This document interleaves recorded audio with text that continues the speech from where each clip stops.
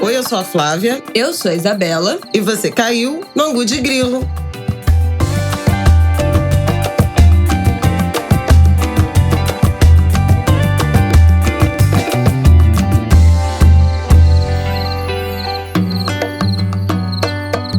Oi, gente! Boa segunda-feira pra vocês. Segunda-feira? Boa terça-feira. Doida, completa. Boa terça-feira pra vocês.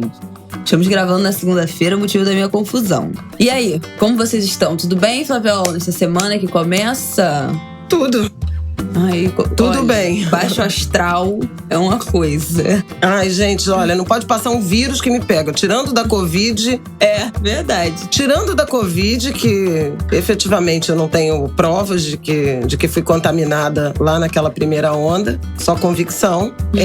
Desde que flexibilizaram, eu tô na quarta gripe, no quarto resfriado. Não, eu ainda tô esse último mês e meio tá um saco. É só eu aglomerar um pouquinho que já tô eu garganta pinicando, não sei o quê. Tentando me recuperar, 25 dias eu acho nesse momento, tentando me recuperar de um resfriado que eu peguei no feriado de Tiradentes. E até agora, Martin ainda tá com um resto de tosse e de catarro, e eu também. Que foi no carnaval. Eu tinha curado fui pro carnaval, pro desfile das escolas de samba, papapá. Depois das campeãs, de novo. É isso, minha gente. São os vírus circulantes. Ai, um saco. Nossa. Bom.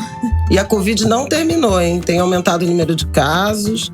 Já sei de escola aqui na Zona Sul do Rio que suspendeu 4 casos numa mesma turma, suspendeu por uma semana as aulas. Não. Se suspender por uma semana, eu vou lá pra tua casa. Vou passar. Mas vai passar Covid pra todo mundo, mas a gente vai ficar junto. Vamos lá, gente. Essa semana nós vamos abrir falando sobre os sucessivos. Ainda tem a dengue. Cara, a dengue tá... Olha, já tô falando já tem 2 semanas, né? Que eu tô preocupada com a dengue, mas enfim.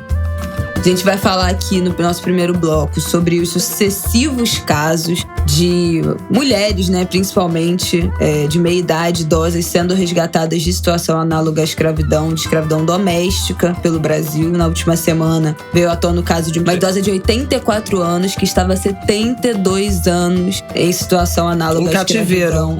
Em cativeiro, né, no Rio de Janeiro. Tantos outros casos que a gente está vendo no noticiado, né, nas mídias, principalmente nesse período de pandemia, né, resgates acontecendo e histórias vindo à tona nesses últimos 1 ano e meio, 2 anos. Depois vamos falar sobre o atentado, chacina, atentado, chame assassinato em massa, chame como quiser, que aconteceu no estado de Nova York. De cunho racial, supremacista, né, de ódio racial contra negros. Completamente racista, assim, indiscutivelmente racista, cometido por um jovem branco de 18 anos. Então vamos falar desse viés também de ser um homem tão jovem, movido pelo puro ódio, né? Eu acho que esse que é o assunto.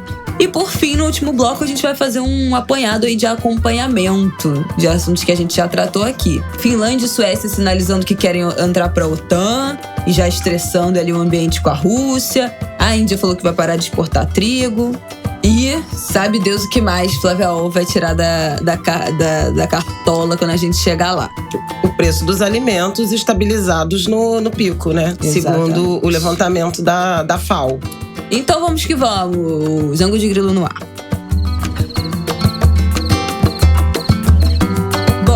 Vamos então começar. Vou dar o panorama desse caso para quem perdeu. Gente, eu vou ser muito sincera com vocês. Não vi nenhuma matéria, nenhuma reportagem sobre esse assunto, que é algo que me angustia profundamente, deprime. Eu acho que é a última instância do horror humano, essa situação. Mas a notícia que veio à tona na semana passada foi dessa mulher que passou 72 anos em situação de exploração, né? De situação análoga à escravidão no Rio de Janeiro. Ela foi resgatada há 2 meses depois de uma denúncia anônima. Está sob cuidados da prefeitura, em um abrigo da prefeitura. Essa idosa, que agora tem 84 anos, passou a vida inteira trabalhando para a mesma família sem receber nenhum salário nem benefício. 3 gerações da mesma família. Ela sequer tem noção de que ela foi escravizada, porque ela não tem…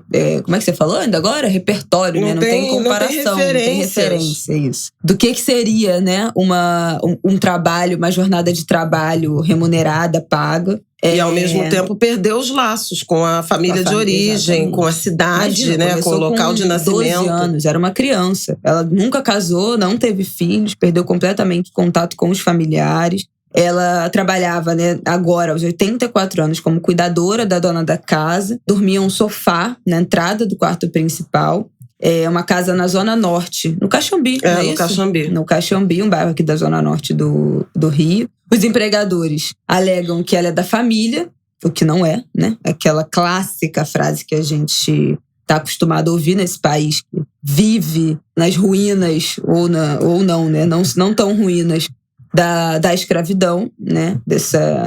Esse resquício que a gente tem da forma como o trabalho doméstico é encarado até hoje no Brasil. É um traço, tem um paralelo muito claro com o período da escravidão. E aí o auditor fiscal do trabalho que estava envolvido tem uma entrevista no G1, né, sobre o caso, e ele fala que o empregador é quem fala por ela. Qualquer resposta que a gente solicita dela é o empregador que responde. Os documentos dela não estão em posse dela mesma, que é o empregador que tem esses documentos. A aposentadoria dela também, né, ficava na mão dessa família e ela não tinha acesso livre ao dinheiro da aposentadoria.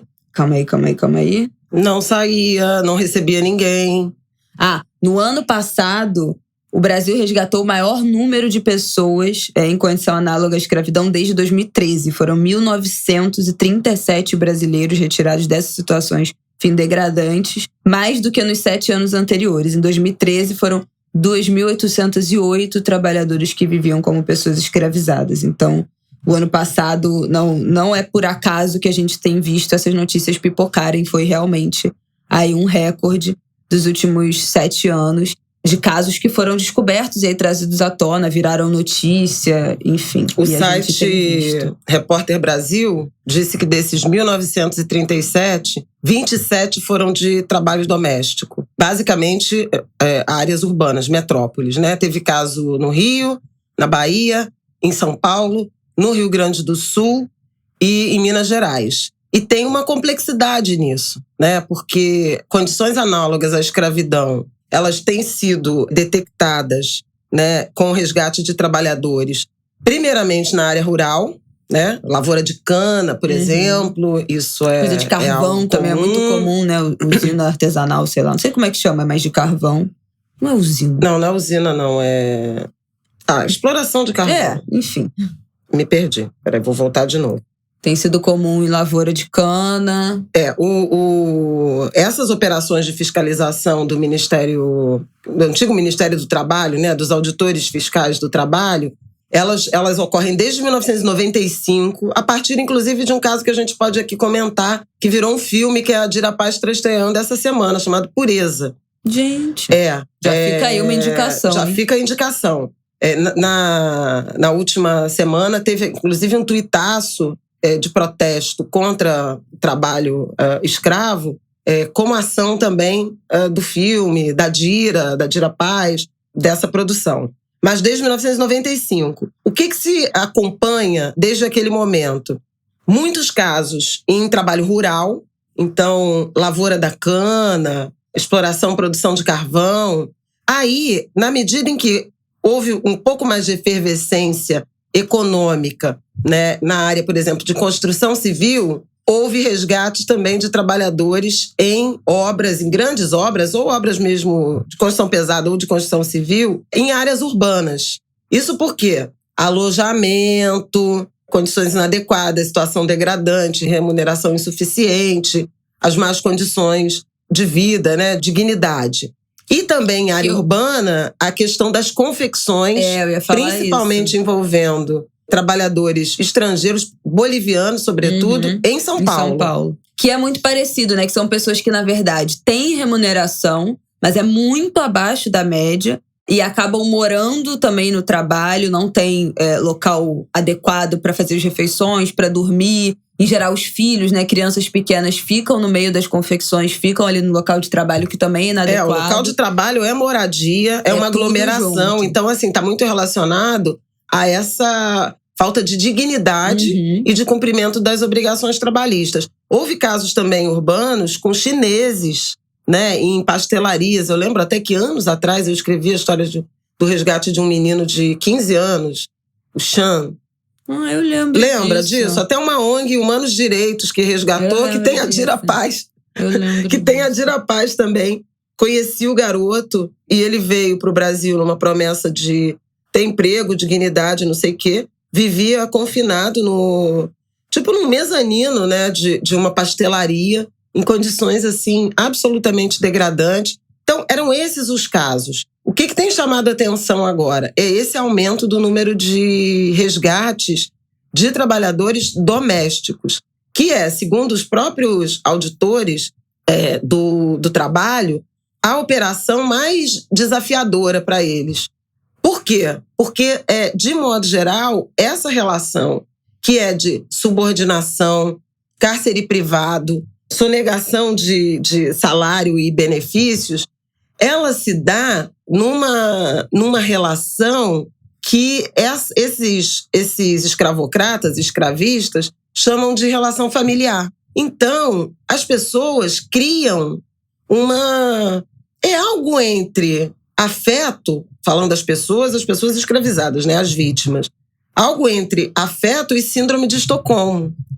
É muito difícil que eles saiam para denunciar e buscar seus direitos. De modo geral, o que está acontecendo é que, como a informação começa a circular, denúncias anônimas têm levado a descobrir essa situação. Tem o caso aqui dentro dessa matéria do G1, né, que dá uma visão geral desse caso dessa idosa de 72 anos, que eu acabei de falar. Tem um final que cita outros dois casos, da Elza Costa da Silva e da Maria Santiago, que também foram resgatadas de casas, né, de famílias, e atualmente são vizinhas em um centro da prefeitura. A Elza diz, ela estava há 14 anos na mesma casa de família, e ela fala, eu tirei férias uma vez só todos esses anos, não sabia nem o que era esse negócio de escravidão, estava por fora. Não sabia nem o que era isso. Agora eu já vim aprender aí com as pessoas. Então as pessoas não têm nem noção de que aquilo não deveria ser assim, né? Não deveria acontecer. Então como é que você denuncia algo que você não sabe nem que é uma violação? Não tem como. E aí, tem várias camadas, né? É claro que eu não estou aqui criando uma escala, uma gradação de gravidade em relação a essa exploração de mão de obra em condições análogas à escravidão. Mas no caso do trabalho doméstico, é muito grave porque as pessoas perdem ou não têm, né? Deixam de ter referências familiares. É um sequestro da vida da pessoa, né? É quase uma reprodução do sequestro atlântico. Porque você tira... Essa senhora de 84 anos, por exemplo, foi retirada da família, né, numa área rural, menina, para ser empregada doméstica na casa dessa família. E ela passou 70 anos. Ela cuidou de gerações e gerações de família. Se essa história não remete à origem da escravidão, nenhuma mais, né? E todas tratadas como era uma mãe, para mim, como foi o caso da dona Madalena, lá da Bahia. Mais de 50 anos também. E a própria carta escrita, o próprio punho pelo empregador dela, admitia isso, que ela foi uma escrava. Ele apelava para a filha devolver o dinheiro que tinha roubado, se apropriado da mulher, dizendo que ela dedicou a vida como uma mãe preta. É uma ideia, realmente, da escravidão. Antes de continuar, quero abrir um parêntese para falar da diferença dos dois casos e fazer um elogio aqui à equipe de assistência social da Prefeitura do Rio, que preservou o rosto, a identidade dessa senhora, que foi resgatada dia 15 de março, ela está num abrigo da Prefeitura, e não foi permitido que ela desse entrevista, que ela mostrasse o rosto, algo que não aconteceu lá na Bahia, com aquela imagem que viralizou da entrevista em que ela tem uma crise de choro, falando da mão branca. Gente, olha só, aquilo ali não dá. Tem um debate importante acontecendo em relação a isso. Os senhores de escravo contemporâneos, eles são preservados, quase sempre nem o nome é revelado, mas as vítimas são expostas são expostas, inclusive, numa intenção de denúncia. Mas acho que tem uma reflexão importante aí. Essa denúncia, ela solapa ainda mais a dignidade, né? Expõe essa vítima, ou ela poderia ser feita sem essa exposição? E eu achei interessante comparar os dois casos, porque no caso da senhora de 84 anos, há até uma imagem assim dela caminhando de costas, mas você não identifica a pessoa, você não a obriga a visitar essas memórias. Então, aí é uma reflexão mais do ponto de vista da comunicação, né? Como é que se comunica esses casos? Eu tenho ódio daquela entrevista. Como é que você comunica isso de modo a alertar a sociedade para esse descalabro, a estimular que as pessoas que tenham conhecimento desse tipo de situação denunciem, sem expor e sem impor à vítima novas situações degradantes. Fecha parêntese. De modo geral, essas pessoas são resgatadas em fiscalizações da área de trabalho, né, da Justiça do Trabalho, do Ministério do Trabalho. É que o Ministério do Trabalho vai e vem, agora é Ministério de novo, com o Ministério Público do Trabalho. E esses auditores, eles não têm poder de polícia para denunciar ou punir outros crimes. O que eles podem fazer é um relatório muito extenso, identificando as violações às leis trabalhistas, com indicações de que outros crimes foram cometidos, e a partir daí é preciso uma investigação policial e envolvimento de Ministério Público comum. Eu até na época da dona... A investigação policial é Polícia Federal ou Polícia Civil dos Estados? Tá. Polícia do Estado. Porque os crimes foram cometidos... mas eu achei que por ser trabalho escravo pudesse ser um crime federal. Mas olha só, é porque assim, a ação trabalhista, porque eu falei com um advogado, Fabiano Machado, querido amigo, tem vários crimes. Os primeiros são ação trabalhista por direitos trabalhistas. É isso, não recebeu salário, férias, 13º, não sei o quê, que é normalmente o que o auditor fiscal resolve e o Ministério Público do Trabalho resolve. Mas tem dano moral do trabalho, que é ação cível. Tem criminal, que é o artigo 149 do Código de Processo Penal, reduzir alguém à condição análoga de escravo, quer submetendo a trabalhos forçados ou a jornada exaustiva, quer sujeitando à condição degradante, quer restringindo por qualquer meio ou comoção em razão de dívida contraída com o empregador. Isso dá prisão de 2 a 8 anos, com agravante por preconceito racial na pena, né, por ser uma pessoa negra. Estelionato e possivelmente falsidade ideológica, porque se apropriou do dinheiro da pessoa e, eventualmente, no caso da dona Madalena lá da Bahia, fizeram um empréstimo no nome dela. E pode ter mais crimes. Cárcere privado, eventualmente abuso sexual, crime contra a honra, violência física diversas, porque tem ameaça, às vezes elas apanham, né? Eventualmente tentativa de homicídio, tortura, sabe-se lá, em 70 anos, em 50 anos, em décadas. E isso cabe a outro departamento da Justiça, não é a Justiça do Trabalho. Então, assim, é muito importante ter em mente que isso não pode se esgotar na indenização trabalhista, de vai passar a receber um salário mínimo, ou 2 ou 3, e não sei quanto, e o acordo pro FGTS. Gente, é o sequestro de uma vida. Não tem indenização que pague. Uma senhora de 84... Não tem nem indenização, nem pena, nem nada, né, que pague. Nada pague, porque você chegar aos 84 anos. Tipo assim, a vida dela acabou, né? Você não sabe que condições de saúde tem uma mulher que trabalha há 80 anos praticamente, há 75 anos sem parar. Né? Ela já deveria trabalhar para a família dela, para a realidade dela. Ela precisar ter saído da sua casa na zona rural para ir trabalhar numa casa para uma família aos 12 anos. Ela já trabalhava muito antes de 12 anos. Talvez na própria zona rural, no trabalho doméstico na casa da família, com certeza. Então, assim, é uma mulher que está há 80 anos trabalhando. Que condições ela tem de se agora ganhar R$1 milhão em indenização para aproveitar a vida? Não tem aproveitar a vida, acabou. Não tem referencial para aproveitar a vida. Então não tem indenização que pague uma coisa dessa. E isso que é muito absurdo. É muito. Dói demais. Por isso que eu trouxe essa comparação com outras situações, porque normalmente quando você faz uma operação de resgate de trabalho em situação análoga à escravidão, você envolve assim um conjunto de trabalhadores. Estão todos lá num alojamento. É gente que, por exemplo, saiu da própria cidade, deixou a família para uma empreitada ou, por exemplo, para uma colheita de uma safra e depois volta. E tem para onde voltar, né? E tem família, e tem esses laços, né? É totalmente diferente dessa situação do trabalho doméstico. Então tem uma dimensão, que é essa da reparação financeira, trabalhista. Tem um lado dessa justiça criminal e tem um lado do acolhimento e da tentativa de reconstruir esses laços, que aí tem a ver com o Estado, com políticas sociais ou organizações da sociedade civil que se dedicam a isso, de tentar fazer o fio de volta na cidade natal, encontrar um parente, né, encontrar um descendente dessas mulheres, dessas pessoas. São mulheres, basicamente mulheres. Dessas mulheres, para tentar restabelecer essa conexão, né, e dar, e é disso que a gente está falando, um final de vida digno para essas pessoas.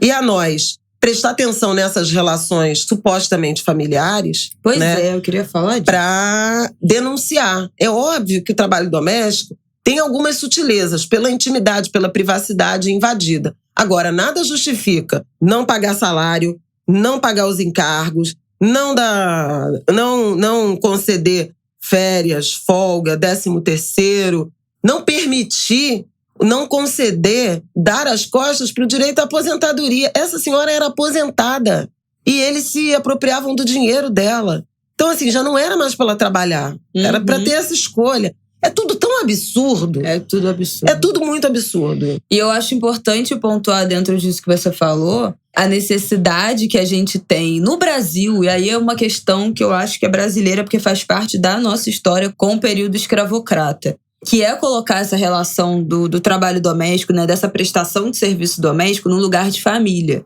Gente, eu acho que muitas vezes isso entra nesse lugar, entra quase como uma justificativa de uma péssima condição de trabalho, né? E aí, tanto para trabalho análogo à escravidão, tanto para pessoas que são remuneradas, mas que são, de certa forma, exploradas dentro desse contexto. Ainda é muito comum de se ver mulheres trabalhadoras domésticas, como não foi, né, uma perturbação na época da PEC, que continua eternamente sob ataque, de que agora, se essas mulheres tivessem que dormir no trabalho, elas teriam que ganhar extra, teriam que ganhar adicional noturno, né? Assim, teriam que ganhar os benefícios. Mas como assim? Não, mas fulano é da família, tentando como se fosse apaziguar o que seria uma carga desse trabalho doméstico. Sendo que, assim, no Brasil não é um trabalho como qualquer outro, mas deveria ser. É um trabalho, é uma prestação de serviço. Você não precisa ter relações necessariamente, familiares com a pessoa que está prestando um serviço na sua casa. O que tem que ter é um ambiente de trabalho digno, que a pessoa tenha condições de trabalhar sem ser explorada, e uma remuneração que seja competitiva, que faça sentido, né? A gente vê na internet, não sei se vocês seguem, acompanham a Verônica, @faxinaboa, que é uma mulher que agora ela é palestrante, ela, enfim, fala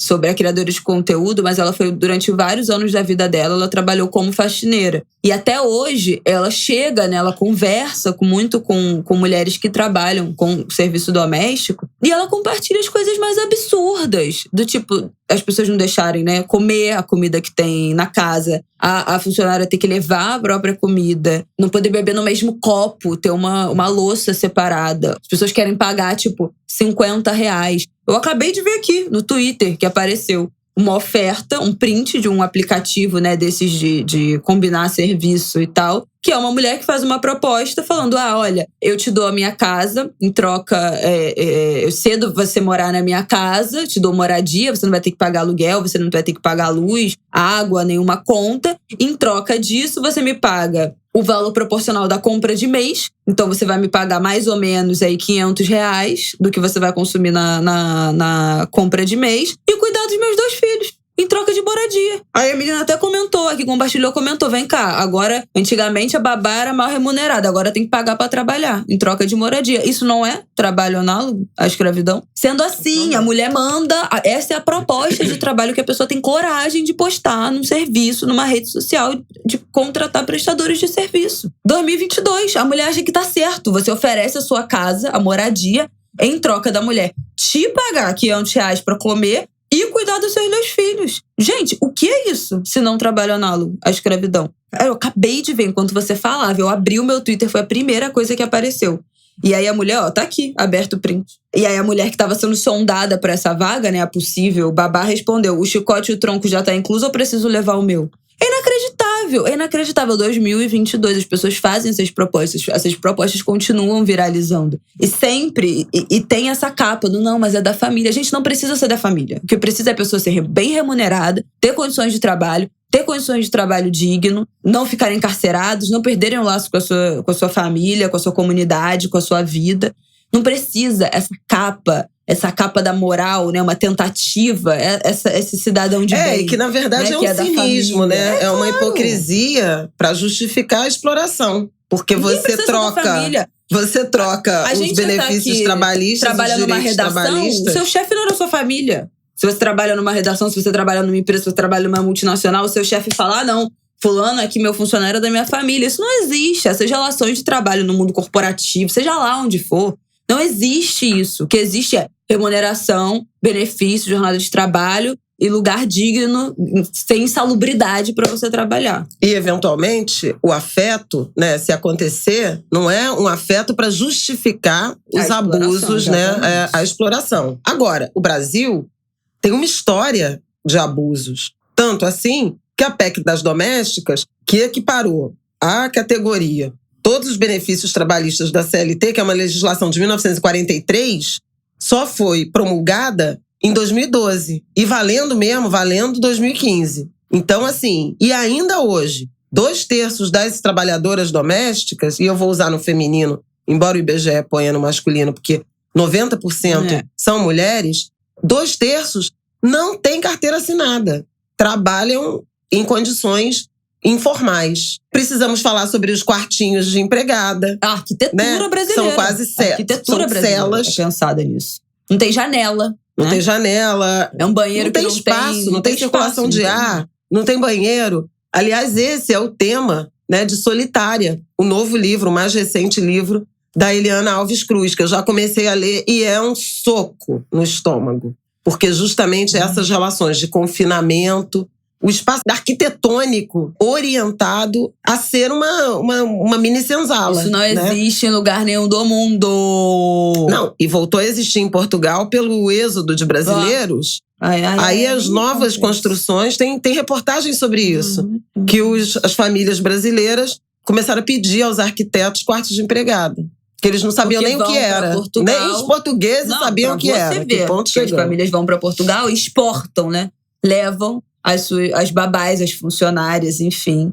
Gente, olha, eu não vou nem entrar nessa, porque, enfim, eu moro numa região, num bairro do Rio de Janeiro, em que, né, você só vê na rua as babás com as crianças, no fim de semana, as famílias saem para almoçar, um pai, a mãe e uma babá. É uma loucura, é uma relação de, 3 adultos para uma criança, né? O pai, a mãe e uma terceira pessoa. Eu não consigo, assim, olha, pra mim é muito difícil entender. É muito difícil entender. As pessoas viajam, né, de férias.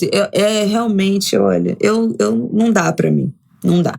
Eu entendo, obviamente eu entendo que as pessoas precisam trabalhar, né? Eu fiz a opção de botar o meu filho na creche, mas tem outras pessoas que preferem colocar, deixar as crianças com cuidadores em casa e tal, mas nem o lazer, nem no tempo de lazer as famílias dão conta de estar muito. E criar seus filhos. Então, assim, eu não entendo. Eu sinceramente, eu não consigo entender. Eu não consigo entender. Se você não consegue passar um fim de semana com seu filho, eu acho que um filho não cabe, né, na sua vida.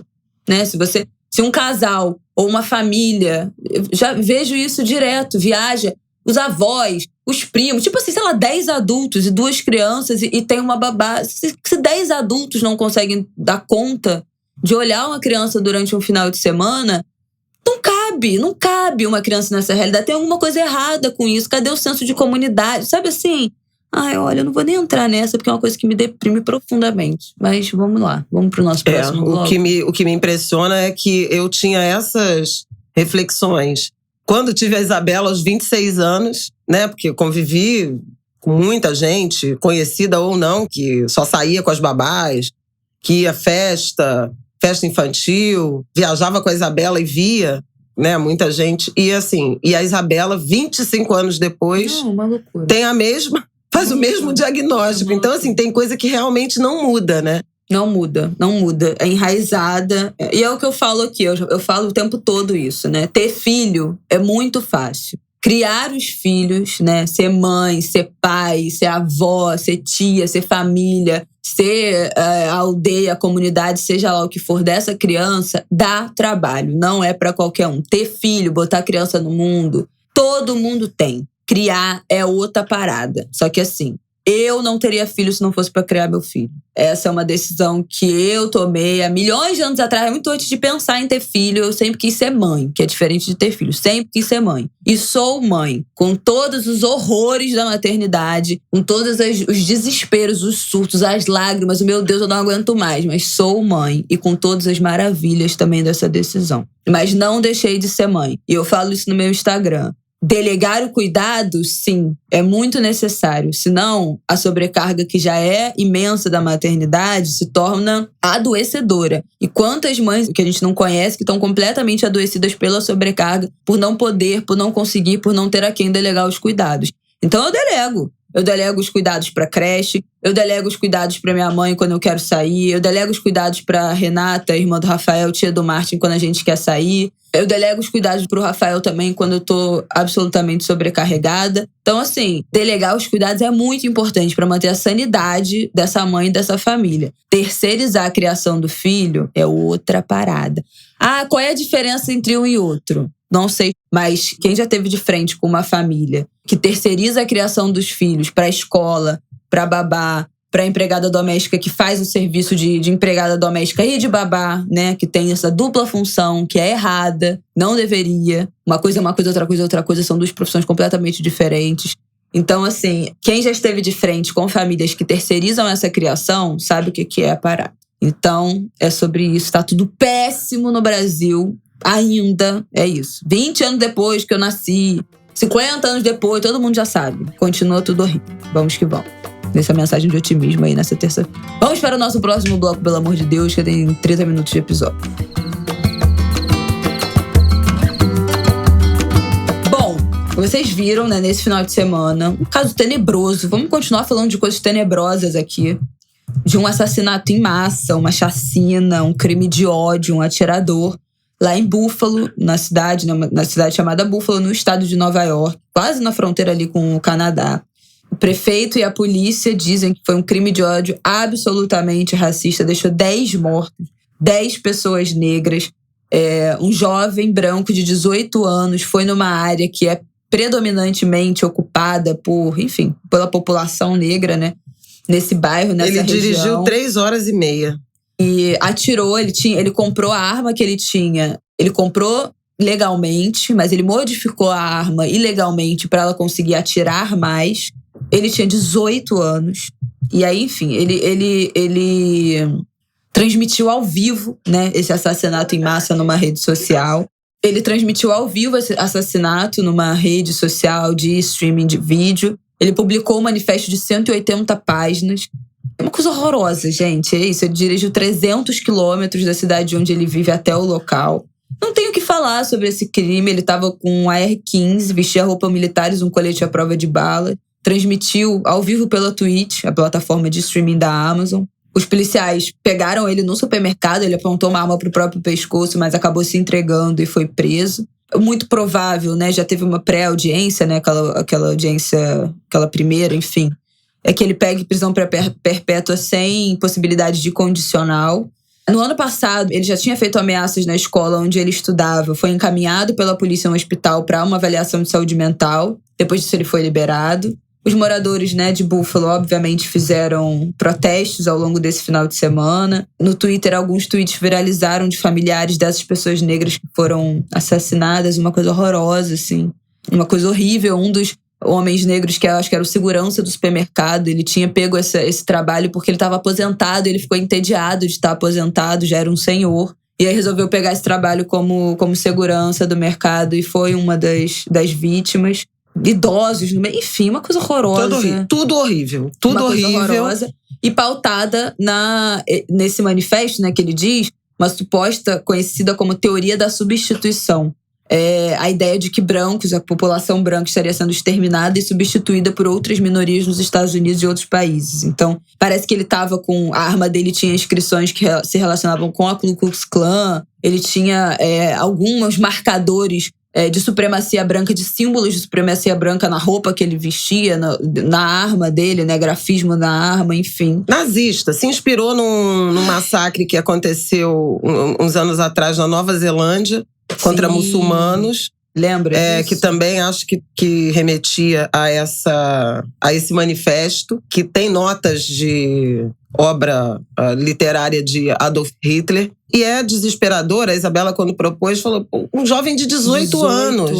Então, assim, é uma geração forjada nessa teoria de supremacia e extermínio, né, das minorias. Então, é o avesso de qualquer coisa que a gente possa pensar em termos de esperança, de convivência fraterna. Ainda outro dia, o nosso ex-ministro de Relações Exteriores, eu não sei como é que é esse Instituto Rio Branco, que forma os nossos diplomatas, o Ernesto Araújo fez uma live falando de como Imagine, de John Lennon, é uma música que nega as nações, o direito às nações, é uma canção globalista, que gente, as pessoas estão formulando... Pelo amor de Deus, gente burra. Mas não é só burrice. Ai, não, mas olha... Isso não é só burrice.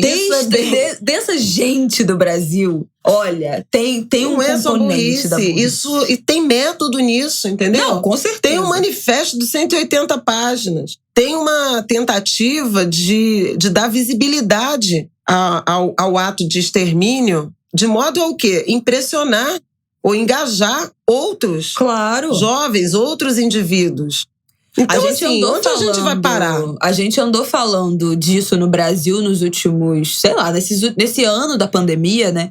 Que tiveram sucessivas menções e defesas. A gente falou isso aqui na história do Monark, né? Do Flow, que fez uma defesa que a liberdade de expressão, ao nazismo. Né? Depois daquele cidadão de última categoria, que era da Jovem Pan, sei lá, que fez uma saudação, Adrilles, fez uma saudação também nazista. Como isso também é usado, fora o Felipe Martins, o assessor de relações internacionais, com aquele negócio todo do colarinho, né? Que ele fez também símbolo nazista. Como tem a história do leite, né?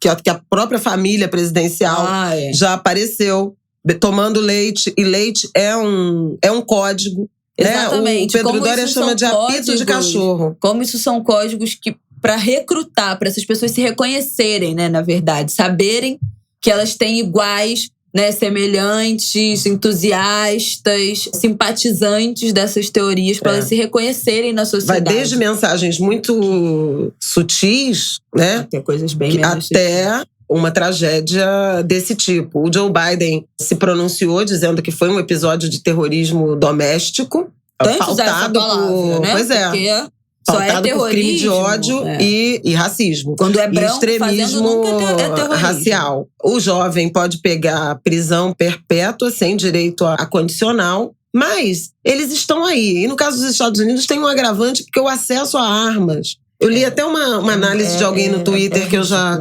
perdi, mas dizendo o seguinte, esses núcleos de extremistas de direita, de supremacistas, eles existem em vários países, eles estão em sociedades as mais variadas, mas a quantidade de ocorrência nos Estados Unidos, com desfechos violentos, óbitos e às vezes óbitos múltiplos, assassinatos, se relaciona com o acesso muito fácil às armas. Muito fácil.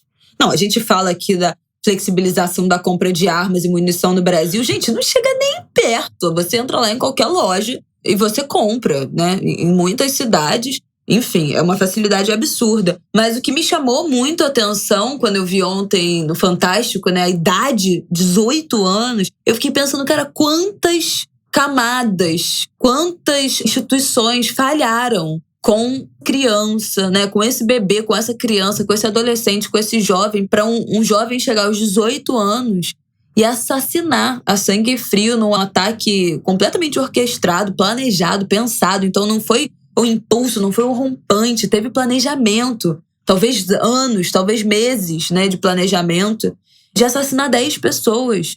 Um sábado, no sábado, né? Ou domingo, já não me lembro mais.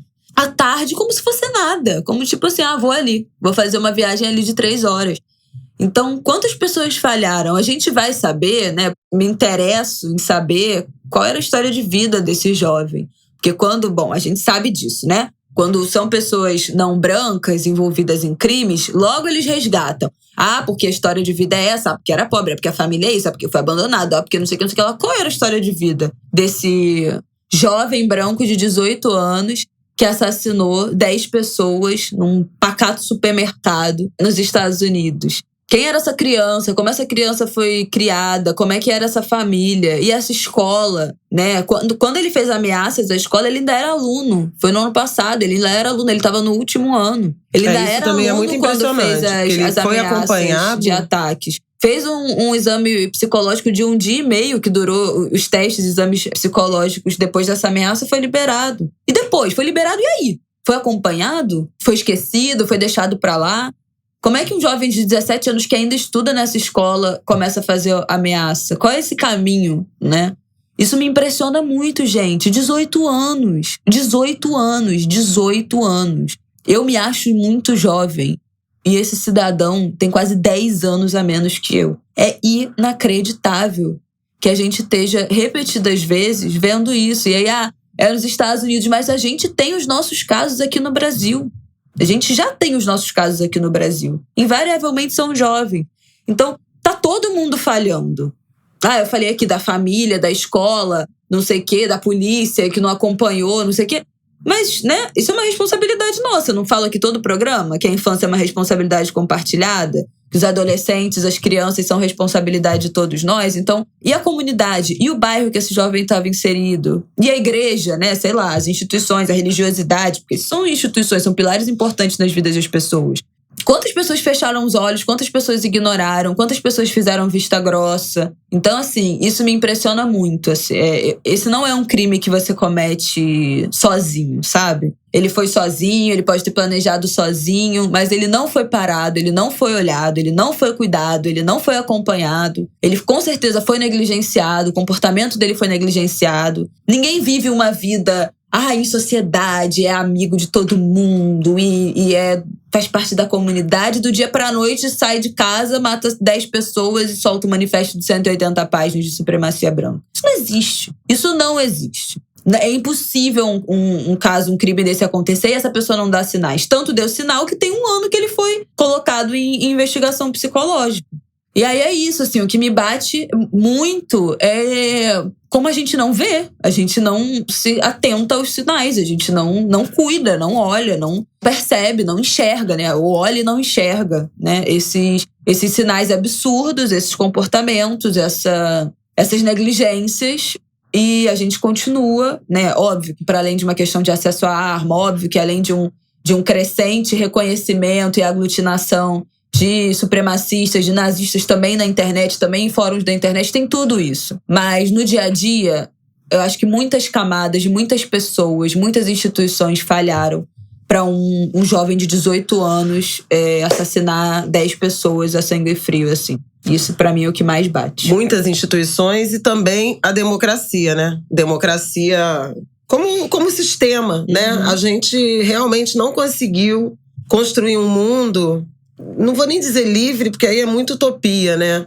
Mas com menos desigualdade, né? Com menos percepção de exclusão. Seja, obviamente, para as maiorias minorizadas ou para as minorias, seja para alguns grupos que foram privilegiados e que, ao longo dos últimos anos, em razão de aumento de desigualdades, de mudanças de padrão de produção, começaram a se sentir igualmente excluídos, depreciados.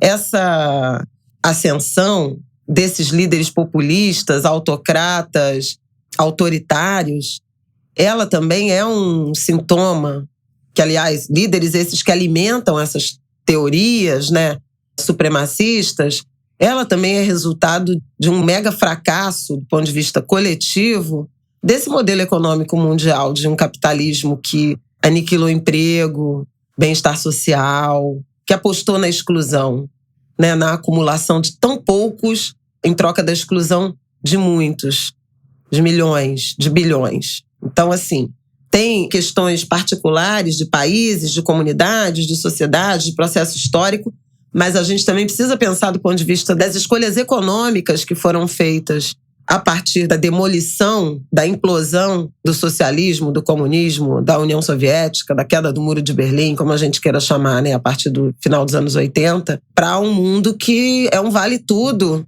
que todo mundo está insatisfeito, todo mundo está mal. Sim.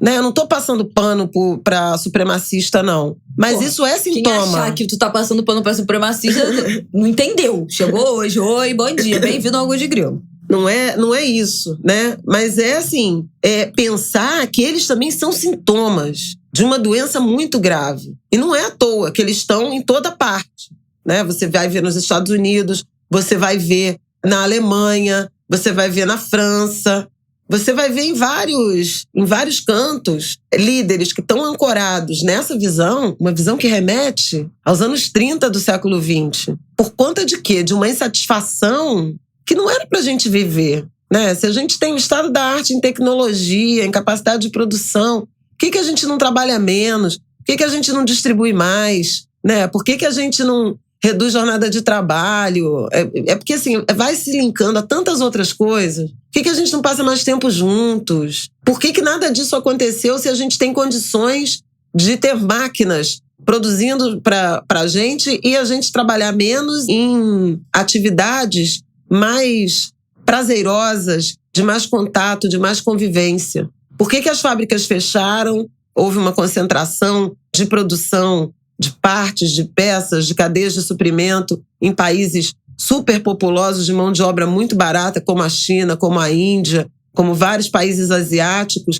E tanta gente ficou desempregada nos países de origem em nome de uma suposta desinflação, que nem é verdade. Aí veio a Covid, as cadeias de suprimento foram engargaladas e hoje a gente vê uma superinflação. Por que a gente apostou no latifúndio, na produção alimentar através de latifúndio, de alta rentabilidade, e não em produção próxima dos centros de consumo, para garantir segurança alimentar, para garantir sustento também de áreas rurais, próximas de áreas urbanas que foram completamente devastadas, que estão completamente adensadas. Então, assim, tem tudo a ver com isso. É muita insatisfação sendo produzida de todo lado para satisfazer uns poucos. E que não tem nem o que comprar com tanto dinheiro. Não tem o que comprar, nem se quisesse muito. E é isso, se sustenta pela insatisfação e pela comparação. Não, gente, a gente já descambou dentro do mesmo assunto, mas o bife já virou. Mas a rede social tem muito a ver com isso. A gente falar de ambiente de eterna insatisfação, o que é a rede social, se não uma comparação, né, 24 horas por dia com a vida dos outros. E, obviamente, tem sempre alguém fazendo algo que a gente gostaria. Tem sempre alguém sendo mais feliz. Tem sempre alguém comprando algo que a gente gostaria de comprar. Tem sempre gente com mais dinheiro. Então, assim, é uma eterna comparação que só causa insatisfação, porque é isso. A nossa vida não tem como ser igual. E, ao mesmo tempo, formou esses bilionários, zilionários, com negócios imateriais. Que não emprega quase ninguém. Enfim. NFT. Aí a gente vai... Não, aí a gente tá descambando ali. Daqui a pouco a gente tá no... Foi muito. Mas eu quero fazer um buraco negro. Dentro desse tema de insatisfação, não tem muito a ver com o que a gente tá falando, mas foi algo que a gente também tratou essa semana. O Thiago e a Bárbara do Estamos Bem. Thiago Teodoro, ouvinte, ele é o presidente do fã-clube Angu de Grilo. Me convidou pra gravar o Estamos Bem, que é o podcast que ele apresenta com a Bárbara. É um podcast focado em saúde mental. E saiu nessa segunda-feira, que a gente tá gravando, dia 16. Então vai lá ouvir. Chama Estamos Bem. E a gente gravou aquele sobre mediocridade. E aí a gente fala sobre a carga negativa que tem, né? Você ser mediano, você ser medíocre. Por que não? Por que é visto com tantos maus olhos a gente querer ter uma vida mediana, a gente ser feliz tendo uma vida mediana, porque tem que ser sempre mais. Por que a gente se compara sempre pra mais? Por que a gente nunca tá satisfeito? Porque a gente produz tanta infelicidade e é tão atacado com essa comparação, se sente tão atacado com essa comparação. E estar na média, ser mediano nunca é suficiente, nunca é bom o suficiente, como isso é angustiante, enfim. A gente falou sobre isso lá no Estamos Bem, acho que foi um papo muito legal, eu amo esse podcast demais. Recomendo, a gente já descambou para outro lado. O podcast Estamos Bem não teve muito a ver com... Mas foi um parêntese dentro dessa insatisfação, porque a gente também falou sobre isso lá. Já fica mais uma indicação. Vai ficar o link aqui também na nossa sinopse. Bom, vamos pro nosso próximo tópico, pelo amor de Deus. O próximo e último, vamos lá.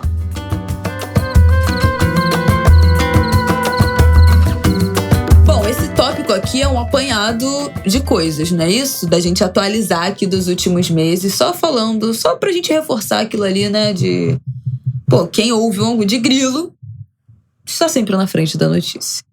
Então, nós temos aqui, se vocês viram, Fantástico ontem fez um bom resumo sobre isso, né? Finlândia e Suécia sinalizando, querendo se aproximar, entrar pra OTAN. A Finlândia já falou, né? Já teve, acho que até autorização do partido. O governo já anunciou, né? E já teve autorização. Foi a Finlândia ou a Suécia que já teve autorização do partido majoritário? Não, acho que foi a Finlândia. Partido no poder na Suécia, aprova a candidatura à OTAN, foi ontem. E a Finlândia também já tinha anunciado a intenção de formalizar a entrada na OTAN. Pois é, tem uma questão que a Finlândia compartilha aí 1.300 quilômetros de fronteira com a Rússia. Eu acho que a gente já tinha falado aqui... Lá no início.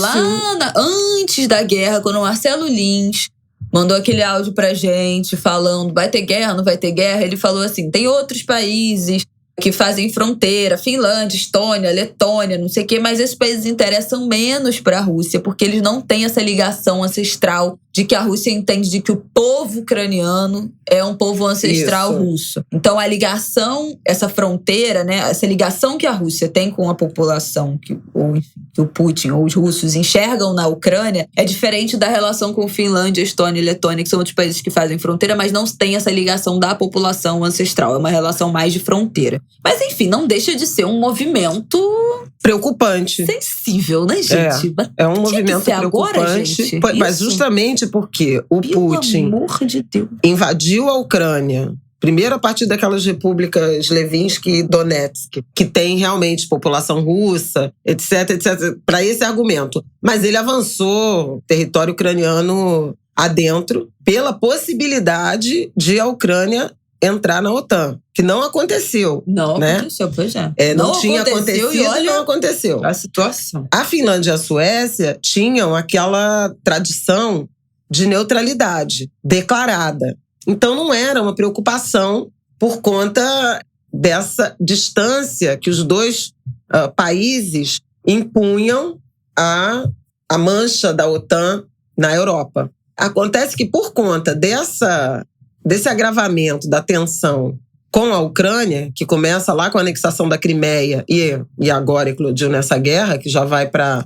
março, abril, maio, 3 meses, né? Quase 3 meses já de guerra, sem um desfecho previsível, Finlândia e Suécia resolveram descer do muro, sair da neutralidade e anunciar que vão formalmente pedir vinculação à OTAN. O que pode gerar ainda mais tensão, porque quando eles aderem à OTAN, é um tratado militar, um acordo em que todos os países membros têm obrigação de defender os seus integrantes em caso de ataque. Porque a Ucrânia, como ela não é parte da OTAN, os membros da OTAN não atacaram a Rússia. Estão dando armas, né, aliados, armas, tecnologia, informação para a Ucrânia se defender. Tem, inclusive, aquele navio importante russo que foi mas destruído. São soldados da Ucrânia, é o exército ucraniano. Ninguém pode mandar tropa, ninguém pode, entendeu? Diretamente porque atuar. Não é Ucrânia. Embora o ministro das Relações Exteriores, o Lavrov, russo, já disse que estão em guerra, que o Ocidente está em guerra com a Rússia, enfim, velada. Mas é uma guerra. Dá para dizer que ele mentiu. Agora, em evoluindo essa entrada da Suécia e da Finlândia na OTAN, qualquer movimento do Putin na direção de alegar que está protegendo a sua fronteira, porque a OTAN chegou na porta da Rússia, a fronteira direta, e há o domínio do mar Báltico. Eu tenho um mapa aqui. Peraí. Mar Báltico. Oceano Báltico tá aqui. Mas acho que não é oceano, não. Porque é mar, né? Bom, acho que é mar. É sobre isso. E envolve o domínio do Mar Báltico, né? Pela OTAN, por exemplo, bases militares ali, tensiona ainda mais o caldeirão. Não, tensiona não, porque aí se aderir à OTAN, os países que fazem parte da OTAN são obrigados a defender seus membros. Então, se a Rússia fizer algum tipo de movimento... Ah, não, a Finlândia tá na OTAN, mas como é com a Rússia e os Estados Unidos vai falar, não, ó, não vou entrar nessa não, é obrigado, é obrigado. Então, assim, o caldo então tem essa fácil. tensão que foi... Tem uma tensão adicional, porque a Turquia, o Erdogan, disse que não concorda. E a Turquia é membro da OTAN. Tem que ser unânime. E tem que ser unanimidade. Então tem uma... gente, a Europa está fervendo e é bom prestar atenção nesse imbróglio, né? Com consequências ainda dramáticas para o mundo. A Rússia suspendeu imediatamente a entrega de gás para a Finlândia. São 10% do consumo. A Finlândia disse que vai compensar com outras fontes de energia renováveis. Não, e assim, mas sob a alegação de que tem problema de pagamento, no novo modelo de pagamento e tal. Sempre assim. Mas foi imediatamente após a Finlândia anunciar a intenção formal de ser social. Tá na primavera, o verão tá chegando, mas a Finlândia é frio o ano todo, tá? Não tem esse negócio de tipo assim, não, no verão faz 40, 30 graus, não precisa de aquecimento. O bagulho lá é de verdade. Então, assim, tem essa tensão envolvendo agora, além da guerra na Ucrânia, que segue sem solução, essa posição, né, da saída de neutralidade da Suécia e da Finlândia, ainda que demore uma entrada, que se adie a entrada na OTAN, mas é uma mudança de postura, de posição importante, algo inesperado. Acho que um ano atrás ninguém pensaria nisso, né? Desde a Segunda Guerra. Loucura. E essa posição da Turquia, que aí pode ser interpretado pelos membros da OTAN como um alinhamento à Rússia. Uhum. Então, tem uma questão aí. O que mais que eu acho que vale a pena falar? Trigo. Alimentos. A Índia anunciou... Eu já tenho falado aqui no Angu de Grilo de algumas medidas, né? Que a Rússia ia começar a regular exportações para países hostis. A Ucrânia tinha anunciado logo no primeiro mês de guerra que ia suspender exportações de alimentos, de grãos, justamente pelas dificuldades que viriam a partir da guerra, das condições de cultivo.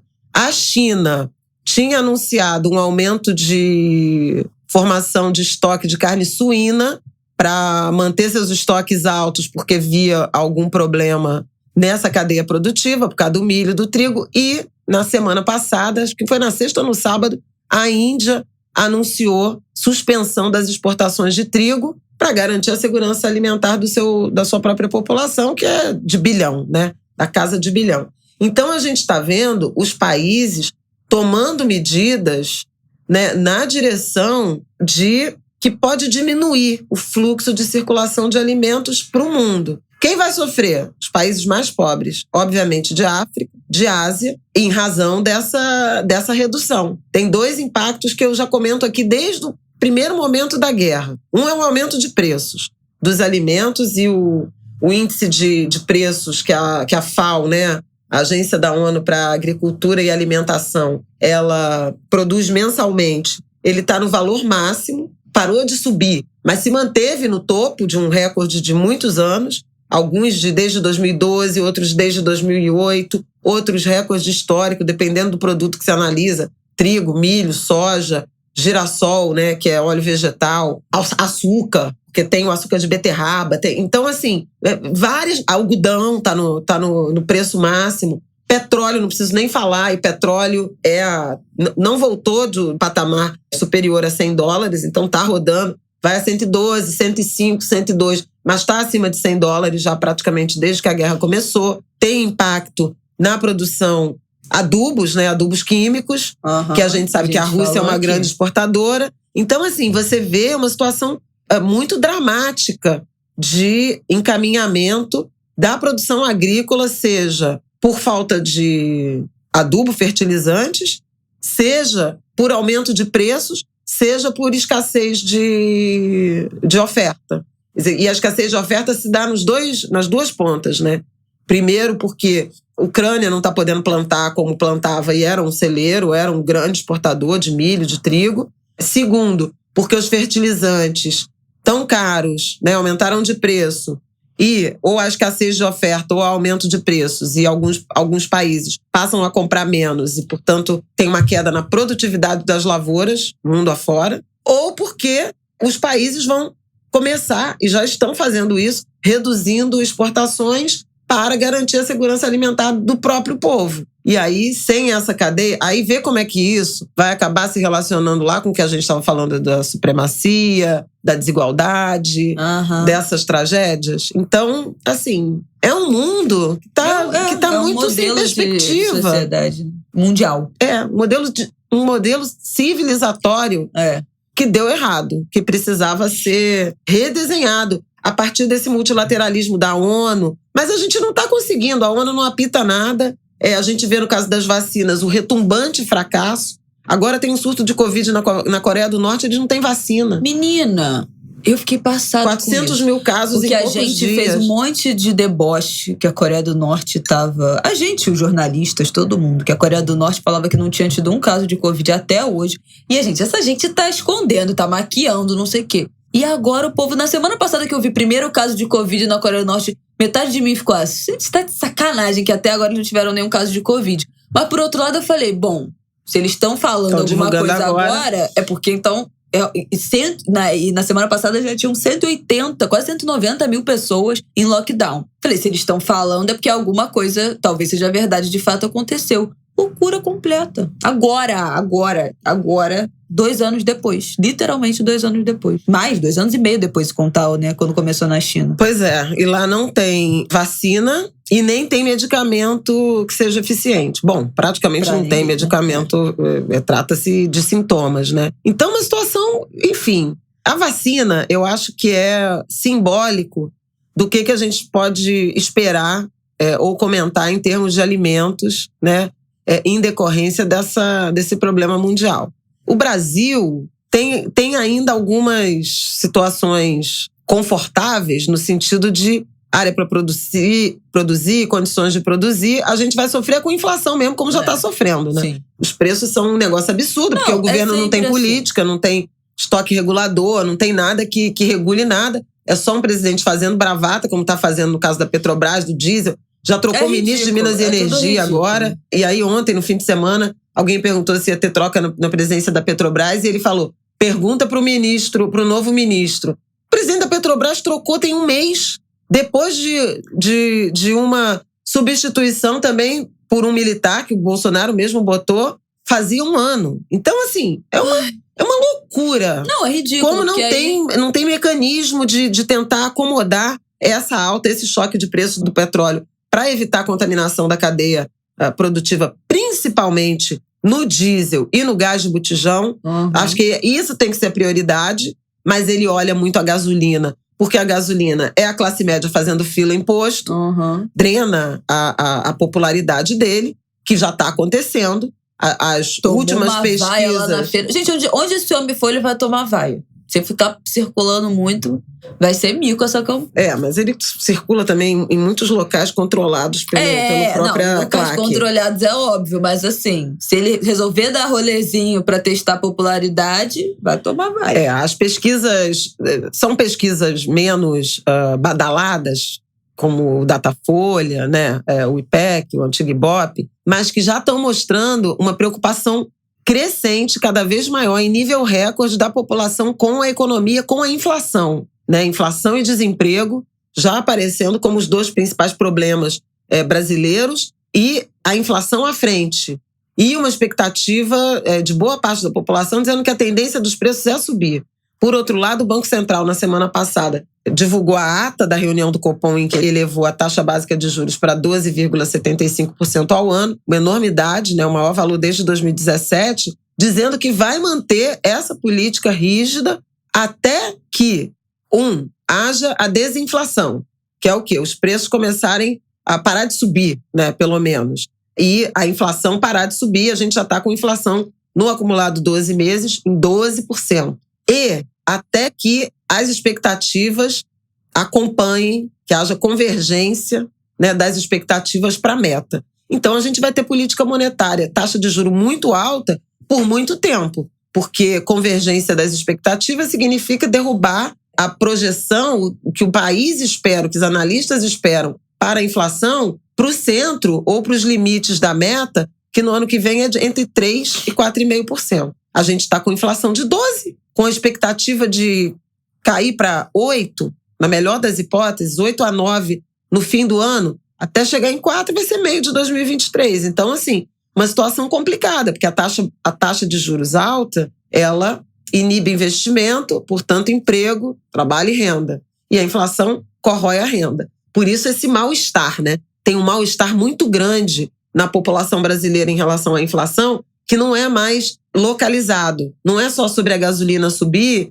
e a galera que tem carro tá reclamando. Não, é sobre tudo subir. Tudo 78% dos produtos, e são 377 produtos e serviços pesquisados mensalmente pelo IBGE, em abril, 78% tiveram aumento de preço. Não, é sobre tudo, gente. Todo mundo precisa se alimentar, todo mundo precisa comprar comida. Alimento, transporte, habitação, que tem o gás, que tem energia elétrica. E saúde também é outro setor que pesou pra caramba, porque os remédios tiveram autorização para aumentos de quase 11%. Nada a acrescentar. Não, acabou, a gente ia fazer... acabou. Mas eu só ia falar isso, que é um governo que só roda no atraso, né? Quando a gente falou de fertilizante, era, não, mas então em 3 meses a gente consegue suprir a nossa produção de fertilizante sem precisar da Rússia. Lá no início da pandemia, que o arroz custava R$50, 5 quilos de arroz. Não, então a gente vai fazer aqui o estoque, né, estatal, como é que chama? O estoque reserva? Estoque regulador. Estoque regulador. Não tinha estoque regulador do arroz, mas vamos fazer. Não tinha estoque regulador do arroz, mas peraí que a gente vai fazer. Importar, então daqui a 3 meses. Daqui a 3 meses a gente resolve. Tudo é daqui a 3 meses, tudo é daqui a 2 meses. Né? Um país que tem condição de ter alguma soberania alimentar, né? Alguma soberania. Produz um monte de petróleo, mas não produz decentemente gasolina e diesel. Olha, é muito cansativo, né, ser brasileiro. Vamos para nossas indicações, recomendações? É muito cansativo ser brasileiro. Semana que vem, vamos ficar de olho essa semana na Argentina. A situação lá tá bem complicada, viu? Inflação muito alta, 6% no mês. No mês? Meu Deus, Argentina. Inflação, situação muito complicada. Manifestações quase diárias contra a pobreza, desemprego, carestia. E o Alberto Fernandes, que é o presidente, em franca briga aberta com a vice-presidente Cristina Kirchner. Jesus. Tá complicada a situação. De repente, semana que vem, a gente traz o Ariel. Mas vamos ficar de olho. Eu não sabia, não. Vamos ficar de olho. Já teve mais de 2.000 manifestações esse ano na Argentina. Pô, o pessoal lá gosta. Eles são iguais os franceses. Não pode ver uma oportunidade que estão lá na Praça de Maio. Não, na Praça de Maio? Que é em frente à Casa Rosada, né? Que é a sede do governo. Bom demais. Bom demais. Inspiração. Vamos lá. Nós já indicamos aqui... Se o Palácio do Planalto fosse no Rio de Janeiro... Não. Bom, eu não posso falar que vai ser censurado. Não perdoa o JK. Eu vou ser processada por... Enfim, deixa pra lá. O que já teria acontecido com essa corja, com essa gente, se eles morassem ali na Pinheiro Machado. Onde? No Museu da República, Palácio do Catete. Imagina. Na Rua do Catete, com Silveira Martins. Uma estação de metrô na porta. Bom, vamos lá, né? Eu não vou nem comentar. Esse país estava outra coisa. Mas pergunta se há interesse dos governantes de botar a sede num lugar em que more gente, né? Em que haja população. Não, pelo contrário. Claro que não, né? Eles querem estar lá. Um lugar em que o povo só vai... Tem 3 pessoas que moram, de fato, em Brasília. O resto, né? No Distrito Federal, o resto é só gente trabalhando para os governos. Enfim, vamos que vamos. Eu estou nas nossas indicações. Muda de bloco, pelo amor de Deus. Me deixa avançar, Favel. Bom, a gente já indicou aqui, vai estar tudo aqui na nossa sinopse, tá? A gente já indicou aqui o Pureza, o filme, o trabalho da galera do portal, né, Repórter Brasil, o livro Solitária, de Eliana Alves Cruz. Eu tenho uma indicação pra fazer. Eu acho que eu cheguei a comentar aqui, ou lá no Instagram, que teve a Rio 2C, que foi uma conferência de tecnologia. Rio 2C. Mentira. Juro? Ai, que palhaçada. Bom, como eu sou brasileira e eu falo português, eu chamo desde sempre de Rio 2C, continuarei chamando. que é uma conferência de tecnologia, de inovação e tal. Eu fui convidada para participar de um pitch, que é uma competição, né? Uma disputa ali de um prêmio entre podcasts por uma bolsa, uma grana da Deezer, que é uma plataforma de música, de streaming de música e também de podcast. Eu e mais alguns jurados, uma galera da Deezer, outros convidados do meio do podcast, a gente escolheu ali uns vencedores. E o grande vencedor, né, o podcast grande vencedor que ganhou essa bolsa da Deezer. E era uma bolsa que não previa nenhum tipo de obrigação de ter que fazer uma temporada, um episódio ou exclusividade, nada disso. Era, na verdade, uma recompensa pelo trabalho que os podcasts fazem, muito mal remunerados, né? A gente já falou disso aqui N vezes. E o podcast que ganhou foi o Se Não Me Falha a Memória. Gente, um podcast muito legal, eu queria indicar aqui, do Elismar Braga e da Flávia Vieira. Eles estão com uma temporada nova que eles estão fazendo um episódio por mês, então é um episódio bem completo, bem dedicado. O episódio abril foi sobre o 13 de maio que não entrou para a história, falando sobre a revolta das Carrancas, que foi liderada por escravizados em Minas Gerais. Então eles fazem todo um resgate assim histórico, né? Se não me falha a memória. Eu defendi, né? Falei lá com eles, cara, o trabalho que vocês fazem é como se fosse uma biblioteca em áudio, né? Uma biblioteca, como é que chama isso? Auditiva, sei lá.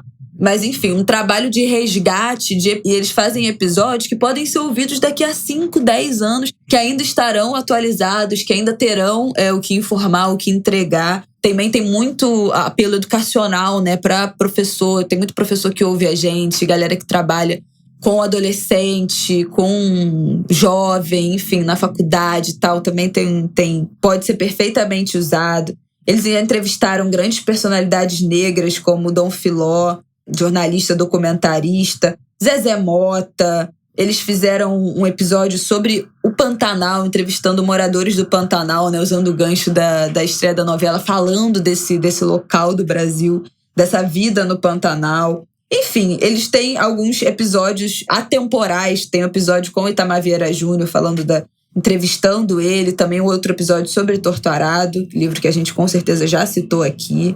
Gente, entra lá, eles estão disponíveis em todos os players de podcast. Você está ouvindo a gente, onde você estiver ouvindo a gente, pode jogar Se Não Me Falha a Memória, que vocês vão achar.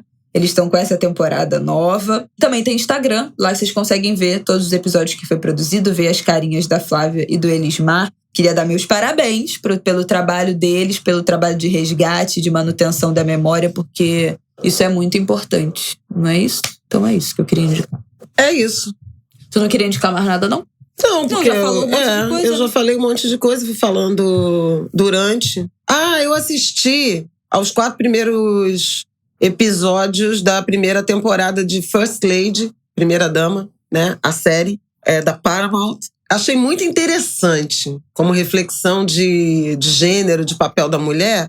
E como aqui no Brasil, a semana que passou foi fértil em debates na mídia sobre o papel das primeiras damas nessa corrida eleitoral, a começar pelo pronunciamento da Michele Bolsonaro no domingo, Dia do Trabalho, como se integrante do governo fosse. Eu acho bem interessante, assim. A série eu acho que tem uns problemas de direção artística, tem umas interpretações meio forçadas, assim. Caricatas. Eu achei meio caricatas. Inclusive a Viola fazendo a Michelle Obama. Tem gente que criticou. Eu fui ver e ficou ofendido porque ela foi criticada. A Viola é maravilhosa, gente. A gente não tem que também se ocupar disso. Mas, assim, ela realmente... eu fui ver umas entrevistas da Michelle Obama para ver se a Michelle fazia os bicos que a Viola faz na interpretação.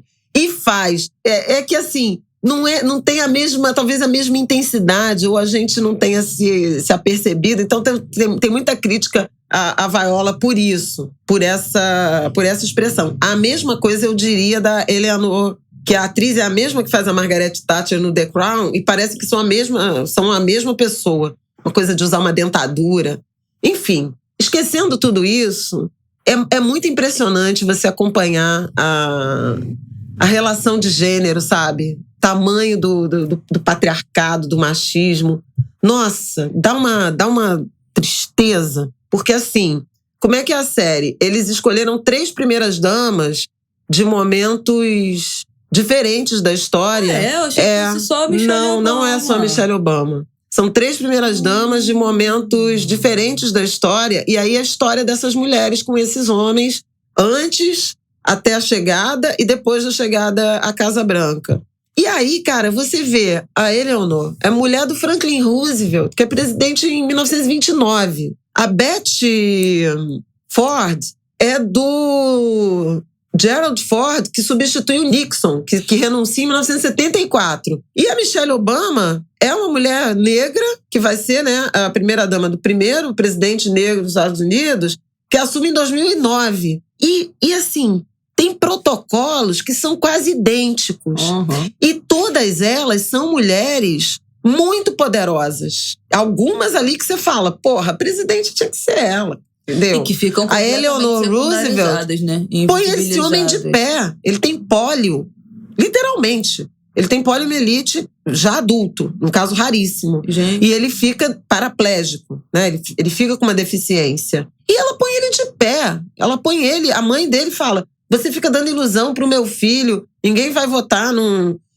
Ela faz ele andar, cara. Pouco. Ele usa cadeira de roda e anda em alguns momentos de campanha. É assim, ela escreve os discursos, ela passa as mensagens, ela conhece o povo, ela anda na rua, fala com o povo. Numa crise, né, a crise de 29, que é o grande crash, a grande crise, a grande recessão americana. A mulher é incrível, totalmente invisibilizada, né, pela política, a liderança tinha que ser dela. Depois a Betty Ford, como uma história do quanto a política e a carreira política foi violenta com ela, como roubou os sonhos dela, né? Como ela passa a viver em função daquele marido, daqueles filhos, como ela não tem direito à própria vida. E a Michelle é a Michelle, né? A Michelle é uma coisa muito impressionante também, porque ela é uma mulher talentosíssima, né? Ela era chefe do Obama, eles se conhecem, ele era estagiário dela, né? Mas ele sempre teve a ambição da política, da solução comunitária e tal. Então, eles têm uma troca muito interessante, né? E em alguns momentos, é muito interessante a série, porque tem umas tensões ali, que ela fala, quando é que você vai parar de sonhar pra viver a vida da casa? Aí ele, o que você tá dizendo? Tô dizendo que quem banca essa casa sou eu, com o meu trabalho. É nesse nível. Tem 2 filhas aqui pra criar e você fica aí sonhando com transformar o mundo. Tem um chamadão neles. Todo mundo fala que eles meio que se separaram, né, durante o mandato, ou quase se separaram. Aí tem um momento... Essas tretas aí também já na O início da série tem um momento muito tenso, que é quando ele decide efetivamente ser candidato. Deus me livre.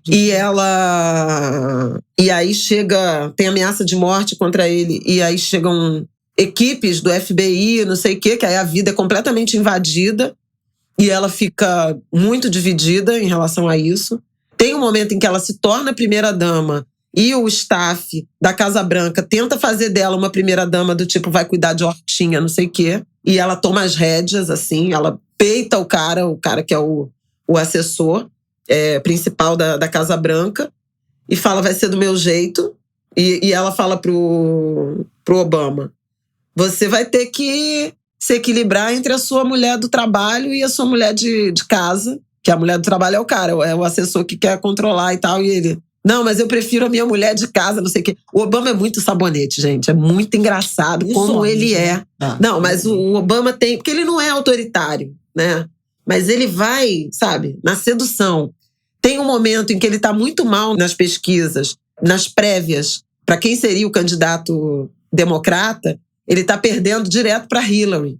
Eu já falei isso aqui várias vezes quando a gente comentou a eleição americana, de como os Estados Unidos têm uma aversão a eleger mulher, né? Eleger mulher.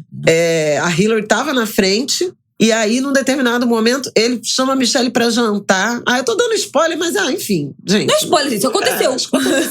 Mas enfim. Vida real. Ele chama a Michelle pra jantar pra dizer que os estrategistas de campanha acham que ela tinha que assumir um papel, que tá faltando mulher na campanha, sabe? E aí ela começa a discursar e a participar de comícios, assim, em estádios, não sei o quê. E o negócio muda completamente. Mas aí ela começa a ser atacada. Ela é atacada como sendo a mulher negra furiosa. Os telejornais americanos. Gente, tem uns momentos assim com a Michelle que a dor alcança tanto a gente.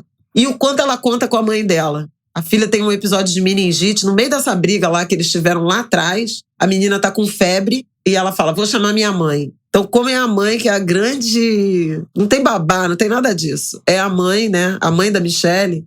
Esqueci o nome dela agora. Que é a grande... O grande apoio. É, a rede de apoio da Michelle. E depois na Casa Branca. Quando ela resolve bater de frente com o assessor da Casa Branca, que ela fala, eu vou ter um papel e você não vai me impedir. Antes disso, ela tem uma conversa com a mãe e fala, eu me emociono. Eu preciso que você venha morar com a gente, porque as meninas precisam de você, precisam da avó. Porque tem a rotina, né? De escola, de não sei o quê, que elas querem que tenha uma vida familiar minimamente preservada. E a mãe fala pra ela... Porque não é normal você morar na Casa Branca e você ter 300 mil funcionários pra te dar comida na boca, se você quiser. Isso não é, e ao mesmo tempo, os pais cheios de compromisso que ficam ausentes. Exatamente. Isso acaba, né? Mas é muito bonitinho. Um prazo de validade, essa vida também. Essa cena é muito linda, porque ela fala assim, as meninas precisam de você, precisam da avó. Aí a mãe fala pra ela, claro que sim, mas eu acho que é a minha filha que precisa de mim, sabe? Ai, gente, eu me debulhei. Tem vários momentos da vida da Michelle, assim, que, nossa, comunica muito com mulheres negras, sabe? Com essa rede, sabe? De apoio de mulheres negras. Como elas estiveram juntas o tempo inteiro. Como a Michelle, quando ela se aborrece com o Obama, gente, ela vai pra casa da mãe, sabe? Sentar na cadeira do pai. Como aquela família... Quando ela passa para a universidade, não é Harvard, não. Depois é que ela vai para Harvard. Mas é uma universidade de excelência. Que aí eles descobrem que ela não ganhou a bolsa. Ela passou, mas ela não tem bolsa. E eles falam, não se preocupe, esse é nosso papel, a gente vai pegar mais um empréstimo. Cara, é muito assim a história, sabe? De famílias negras, desse projeto coletivo. É tão bonita a história a história mesmo da Michelle, dessa mãe que vai acompanhando, dessa mãe, desse pai. Enfim, e a própria história. Ela tem uma biografia, tem uma biografia incrível, que fez um mega sucesso. Que, aliás, a Chimamanda fez referência à biografia da Michelle na fala, na Lê, no Maracanãzinho, falando de um amigo dela, americano, que comprou vários exemplares da biografia da Michelle para dar para suas amigas mulheres. E aí ela provocou o amigo. Por que não para os seus amigos homens? Os homens não sabem das nossas histórias, não conhecem a nossa subjetividade. E não se interessam. Pois é, a palestra da Chimamanda foi nessa direção, eu achei bem interessante. Mas isso aí... Enfim, bom, também vocês podem, como dica, além da First Lady, assistir a minha conversa com Conceição Evaristo, na Fli Araxá. Pois é, eu tô interessada que você está fazendo o maior lobby dessa conversa. Foi linda a conversa, foi linda mesmo, muito. E a Chimamanda... A conferência que eu não terminei de ver, que teve a apresentação da Djamila, mas eu acho que depois também elas conversam, mas que tá em inglês, não tem tradução. Então, eu não sei se vai entrar uma tradução depois, legenda depois. Acho que devem ter. Mas até ontem não tinha. Legenda. Vamos botar o link aqui, tá no YouTube, né? Tá no YouTube. Bom, é isso, gente. Tenho 2 comentários aqui pra ler. Por último, a Elza, no 13 de maio, foi lançado o último álbum da Elza. Verdade. Elza no Municipal. Coisa mais linda, tá no Spotify, tá nos agregadores, né? Imagino. E é muito interessante. Como a voz dela já não é mais aquela voz, e como é a música que vai na direção dela, sabe? A música que vai se encaixando. Olha, gente, é uma coisa. Olha aí, Angulers. Temos aqui 2 comentários para ler. Andreltas. Ai, gente, vocês botam cada nome que eu fico perdida. Bom, @Andreltas. André aqui no Twitter. O episódio da semana passada, falando do episódio da semana passada, o EP está incrível, como sempre, o Angu entregando tudo. Espero realmente que o aceno à Marina esteja a caminho e acredito que durante essa campanha temos que apostar mesmo na esperança e nos avanços que os governos do PT proporcionaram. Comentando O episódio da semana passada foi um sucesso, né? Comentando o lançamento da chapa do Lula e do Alckmin. A galera compartilhou muito, gostou muito da nossa análise. Muito obrigada, Angulas. Muito obrigada, gratidão. Adoramos a repercussão. E a Alicia Curvelo também falou lá no Twitter. Semana passada eu não consegui acompanhar o burburinho, que foi o lançamento da campanha. E agora, ouvindo o Angu, fiquei ainda mais interessado e tô catando os discursos. Meu coração ficou feliz com esse episódio. Que bom, gente. Fiquei muito feliz com a repercussão. Adorei que vocês gostaram. Ele tá na categoria muito ainda compartilhada. Tá? Olha aí, ainda uma está semana na categoria depois, muito compartilhada. Ainda tá como muito compartilhado. Quero agradecer, mandar beijo pra todas as angulas que eu encontrei na Fliportela. É muito legal. Toda vez que eu tenho ido agora a eventos, tem uma corrente de afeto, assim. Muito obrigada.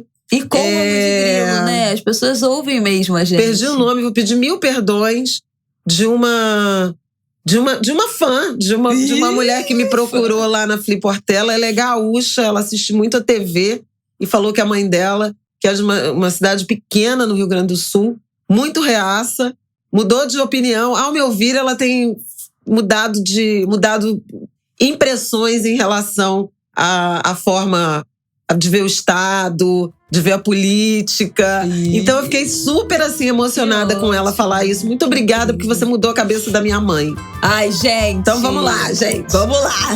É esse ano, hein? Pelo amor de Deus, hein? Bom, é isso, Angulas. Até semana que vem. Uma excelente semana pra vocês. Saúde, cuidado com o frio, né? Tem uma onda polar vindo aí. Vai fazer máxima de 21 graus no Rio de Janeiro. Eu estou apavorada. Mínima de 3 graus em Curitiba. Gente, povo de Curitiba, pelo amor de Deus, né? Se preservem. Vamos cobrar também que as prefeituras tomem cuidados com a população em situação de rua, né? Nessas ondas de frio. É a população que fica mais vulnerável. Vamos cobrar, né? Que as prefeituras acolham, né? Nos abrigos públicos essas pessoas para sobreviverem aí à onda de frio, tá bom? Boa semana, gente. Tudo de bom. Boa semana, até terça.